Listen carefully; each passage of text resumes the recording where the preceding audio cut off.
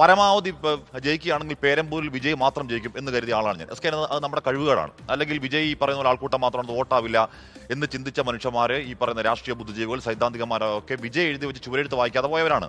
നേരത്തെ S K പറയുന്ന പോലെ വിജയ് ഇപ്പൊ തുടങ്ങിയതല്ല. 2014 മുതൽ വിജയുടെ സിനിമകൾ നോക്കിയാൽ അറിയാം. ആറ്റ്ലി എന്ന് പറയുന്ന സംവിധായകൻ യഥാർത്ഥത്തിൽ വിജയുടെ പൊളിറ്റിക്കൽ ചോയ്സ് ആയിരുന്നു. ആറ്റ്ലി വിജയ് കൂട്ടുകെട്ടിൽ പിറന്ന സിനിമകളിലൊക്കെ വളരെ വ്യക്തമായി തന്നെ സിനിമയുടെ ചുവരെഴുത്തുകൾ അന്ന് തുടങ്ങി വെച്ചതാണ്.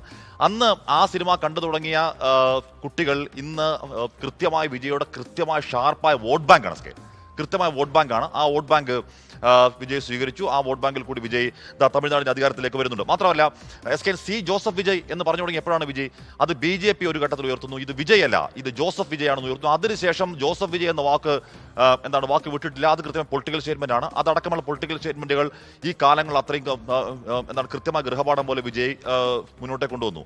എസ് കെ പിന്നെ വിജയ്ക്കെതിരെ ഉയർന്ന ആരോപണം ഐഡിയോളജി ഇല്ലാത്തൊരു പാർട്ടിയാണ്. ഇതൊരു ഐഡിയോളജി ഇല്ലാത്ത പാർട്ടി ഇവരെങ്ങനെയാണ് മുന്നോട്ട് കൊണ്ടുപോവുക എന്ന് ചോദിക്കുന്നു. എസ് കെ അതും ഈ പറയുന്നത് നമ്മൾ മാറിയ കാലത്തെ പറ്റി നമ്മൾ ചിന്തിക്കാത്ത. നേരത്തെ കഴിഞ്ഞ ദിവസം ഒരു തർക്കം ഉണ്ടായിരുന്നു.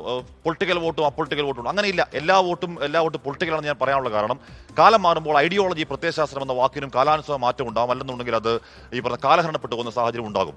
ഇവിടെ ഐഡിയോളജിയുടെ ബാഗേജുമായി വന്ന ദ്രാവിഡ ഐഡിയോളജി വന്ന DMK എന്ന മുന്നണി ഇപ്പൊ എന്ന് പറഞ്ഞാൽ ഞങ്ങളുടെ പൊളിറ്റിക്കൽ എതിരാളി DMKയും ഞങ്ങളുടെ പ്രത്യയശാസ്ത്ര എതിരാളി സംഘമാണ് എന്ന് പ്രഖ്യാപിച്ചുകൊണ്ടാണ് വിജയ് ഇറങ്ങിയത്.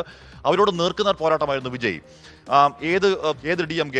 ഈ പറഞ്ഞ കരുണാനിധിക്ക് ശേഷം അഴഗിരിക്ക് ശേഷം സ്റ്റാലിന് ശേഷം ഉദയനിധി സ്റ്റാലിൻ, ഇനി അതിനുശേഷം അദ്ദേഹത്തിന്റെ മകൻ, അങ്ങനെ മക്കളെ രാഷ്ട്രീയത്തിൽ കൂടെ കുപ്രസിദ്ധമായ DMK ആണ്. ആ മക്കളുടെ രാഷ്ട്രീയം കൃത്യമായി വിജയ് ഈ വേദികൾ ഉന്നയിച്ചു. അത് മാത്രമല്ല DMKയുടെ ഗുണ്ടകളായി നടന്ന മനുഷ്യന്മാർക്ക് അതിസമ്പന്നരായി BMW കാറിൽ നടക്കുന്നു. അഴിമതി അടക്കം കാര്യം ഉന്നയിച്ചു. അതിൽ കൊളത്തൂരിൽ MK സ്റ്റാലിൻ മത്സര കൊളത്തൂരിലടക്കം 8 നിലയിൽ പൊട്ടിച്ചുകൊണ്ട് വിജയ്ക്കൊപ്പം ആ ജനത കൂടെ വന്നു. യാഥാർത്ഥ്യമാണ്. ഐഡിയോളജി ഇല്ലാത്ത പാർട്ടിയായിരുന്നു ആം ആദ്മി പാർട്ടി. ആം ആദ്മി പാർട്ടി ഡൽഹിയിൽ വളർന്നു, അത് പഞ്ചാബിൽ വളർന്നു. അത് പരാജയപ്പെട്ടെങ്കിൽ അതിന് കാരണം ഐഡിയോളജി ഇല്ലാത്തതുകൊണ്ടല്ല. എസ് കെ ഐഡിയോളജി ഇല്ലാതെ പരാജയപ്പെട്ടതാണെങ്കിൽ CPM അടക്കം ഐഡിയോളജി ഉള്ള ഒരു പാർട്ടി പരാജയപ്പെടാൻ പാടില്ല. ഇപ്പോഴും CPM പരാജയപ്പെട്ട അത്രയും പരാജയം ആം ആദ്മി അവിടെ നേടിയിട്ടില്ല. ഇവിടെ പ്രശ്നം എന്താണ്? ഇവിടെ പ്രശ്നം വിജയ് ഒരു കൃത്യമായ നിലപാട് സ്വീകരിച്ചു. ആ നിലപാടിനോട് ജനങ്ങൾക്ക് വിശ്വാസ്യത ഉണ്ടായി. ആ വിശ്വാസതയിൽ ജനം ഒന്നാകെ വിജയ്ക്കൊപ്പം നിന്നു. ഇനി നാളെ ആ നിലപാടിൽ കള്ളം ചേർത്താൽ, ആ നിലപാടിൽ വഞ്ചന കാണിച്ചാൽ, ഈ പറഞ്ഞ പ്രോമിസ് ഡെലിവറി തയ്യാറല്ലെങ്കിൽ ആ ജനത എങ്ങനെ അധികാരത്തിലേക്ക് അതേപോലെ കാരവാഴി